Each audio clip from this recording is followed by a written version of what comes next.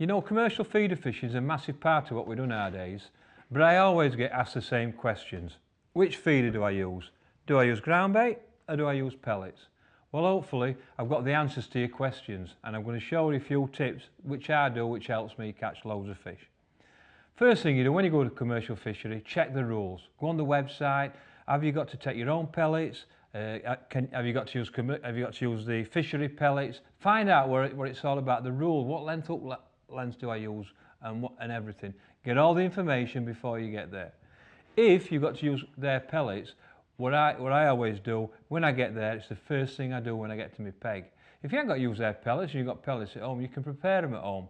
But first thing I do when I get to fishery, get some pellets. Usually in the feeder, usually going to be on micro pellets or 2 mils. And all I do to prepare them, it's very simple. I just get a container to the size that I think we're going to use. So that's half a pint container. All I'll do, I'll get some feed pellets and I fill that container right up to the top. And then when I get to the top, just spread them out so it fills and covers the top. Then I get some water and I cover them pellets so it's just under, not quite to the top, but very, very close. I just get a lid that's got no holes in, so no water can seep through, and all I do, put the lid on.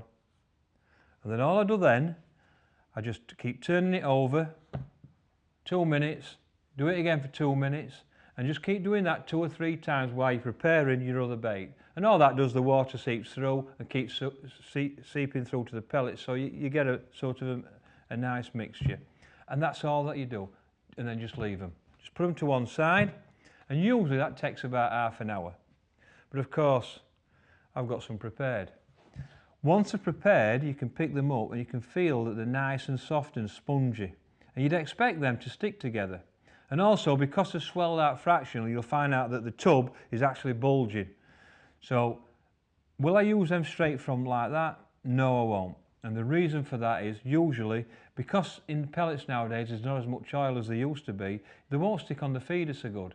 They'll go on the feeder, but what happens is when they hit the water, they come off. And one of the most important things about feeder fishing is you want to get the feeder to the bottom in one piece before the pellets start breaking up. Now that's very important. So how do I make them more sticky so they're going to stick on my feeder? It's very simple. All I do, I get a tub, and usually I don't do them all in one go. I usually do half and save the other half in case I need them for later in the match.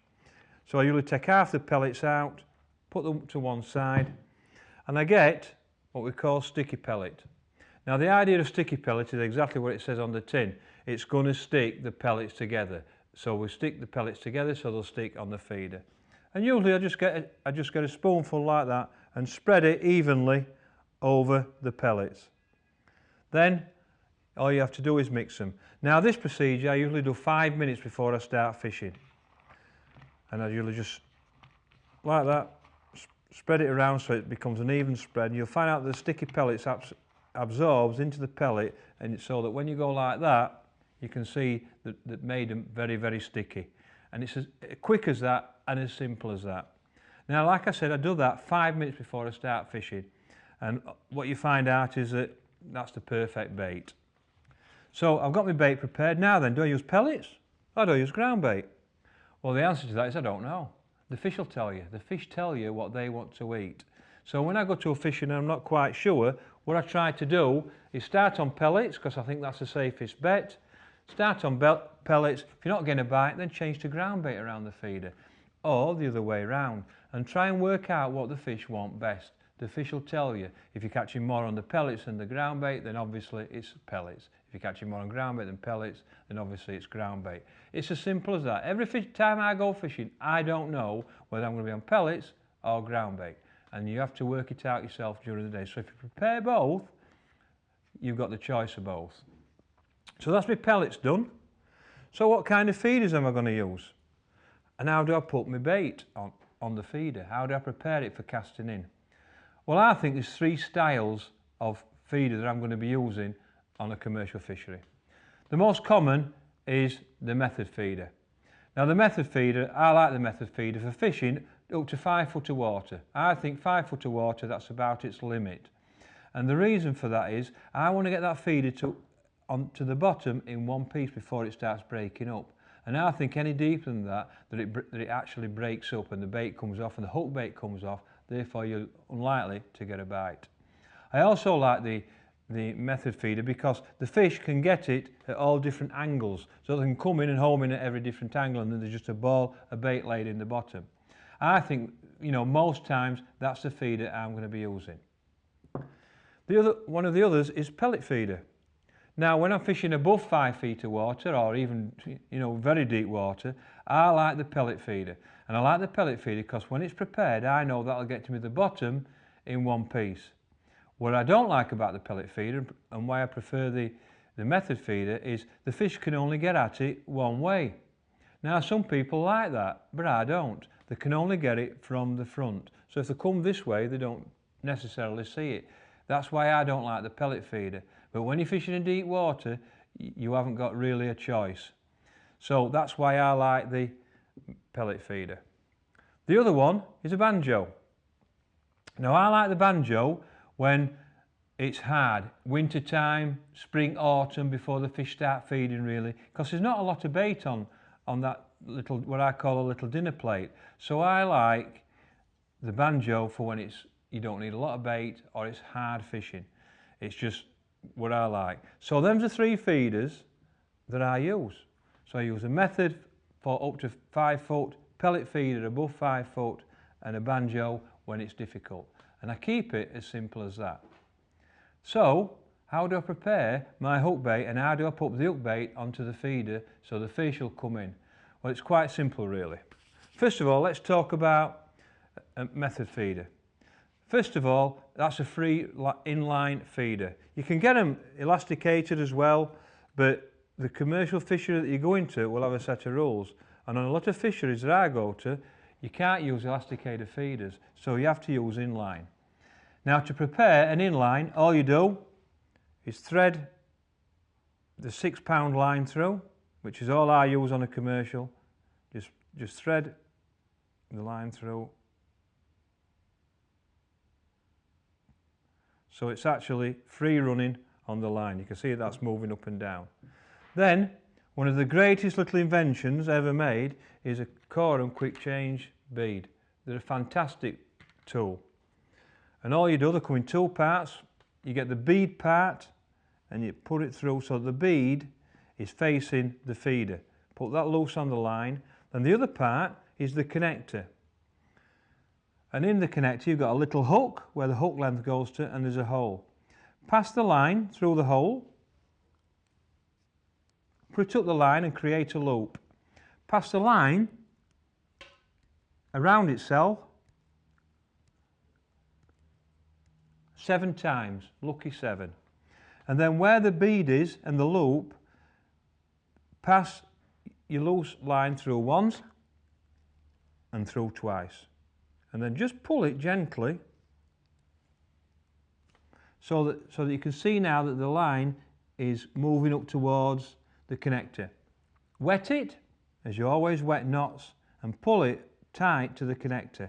Now this little bit here with this knot is the weakest part of the whole rig, and what you've got to do is just make sure you pull all the loose ends and it's nice and tight. And when it's nice and tight, just get a pair of scissors and cut the loose end, but not too tight. You want to leave it about 1/4 inch. And the reason for that is when the bead goes over, it traps the line as well. So the bead goes over, traps the line, and press it together. And as you can see now, the feeder runs onto the bead. And you can see it's a nice protector, it protects it. Like that, so you've got a beautiful little setup. But the bead isn't just that. It's just not a bead, it's also a connector. One of the great things about this, when you take it apart, it's got a little hook on it. And if you get a hook length, you put the hook length through like that and put the bead over and it traps it. So it's a great little tool because it acts as a buffer for your feeder and also a connector for your hook length. It's a great piece of fishing equipment. And that's a simple setup. 4-inch hook length. Check the rules that you go to on the same fishery just to make sure that that's the right length. Some have 4, 5 or 6. You have to go to that. In most cases it's a 4-inch hook length. Now what I always do is, people say to me, oh, what hook bait do you put on? Well, the simple solution is this. If you've got pellets around the feeder, you'll have to have a pellet or a banjo style on that feeder. But with ground bait you can use other baits, maybe meat or maggots, pellets, other baits. But when you've got pellets on the feeder, you've usually, most times, got to have a pellet or banjo style hook bait on that feeder. And that's a simple setup. Now you use that setup whether you're using a method, a banjo or a pellet feeder. It's exactly the same. So now, first thing you do is you put your hook bait on. You can put pellet or a banjo on. So if you get a banjo and you get the band, you put the band over and you stretch it over the hook bait. Just press it on like that and put it over. And you can see now that the hook is perhaps 1/8 of an inch away from the hook bait. You don't want that too long. You don't want the distance between the bait and the hook too long. 1/4 of an inch is massive. I always go for 1/8 of an inch. So keep it, but you don't want it touching, you don't want it embedded within the pellet, otherwise you finish up bumping fish all the time. So now, that is the perfect setup. But what I've got to do now is put the bait onto the feeder. So if I'm using a method, you need a mould. Now these are the new Preston mould that's just come out. And the way you can see, the way to do it is you can either put the thumbs on the side and press it out. You can actually do it with one hand if you want and do it that way with your finger underneath. Or you can put it on tabletop or your box top and press it out like that. So let's get us pellets that we've prepared. First thing I do is, the way I prepare my pellets is this. I always put pellets in the feeder first, and you'll see why in a second. And what I do, I more than half fill it. I then put the hook bait in the middle. And then I overfill the feeder. Put plenty in. I then get the feeder. I put it on the top and I press like that. Now, it's quite simple now because all you've got to do is you can either use your thumbs like I said, or you can just put it on top, release it and take the bait out. So it's easier, it's more compact, and it's more versatile than the older one. Now, the idea of what I like about that, about putting the pellets in first, is you can't see my hook bait. Now, I prefer that. A lot of people like to put the hook bait in first so it's on the top, but I believe when it hits the water, it comes off. So I always want to bury the hook bait in my feeder, so I know when I cast, it hits the water, and the most important thing, it gets to the bottom in one piece like that before it starts breaking up. And the one thing you never do, you never move the feeder. That's one of the most important things in method feeder fishing. It's the bottom and it stays exactly where it's landed. The bait breaks up, your hook bait is sat in the top, the fish can get it at any angle and take the hook bait. And hopefully with a short hook length, it moves away, your tip goes round and you've got a fish. That's how I prepare my method feeders. Now then, what about a pellet feeder?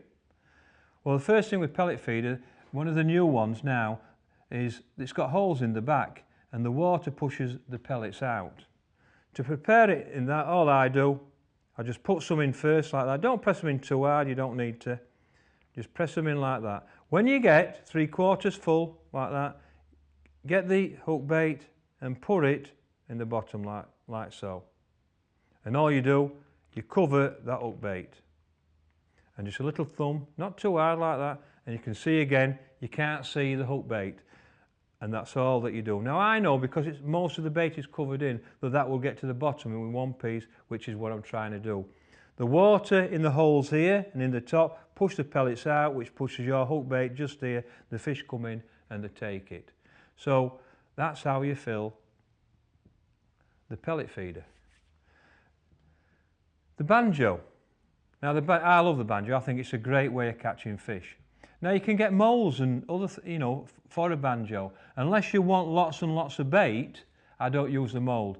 what I normally do is I normally put the hook bait in the banjo, just put bait on like that, and then with palm of my hands there, I just press it like that. And if you want to put some more in, you can just press away. And that's how I prepare a banjo. I just press it in, you cast it in, it hits the bottom, and then it comes up with the hook bait in the middle.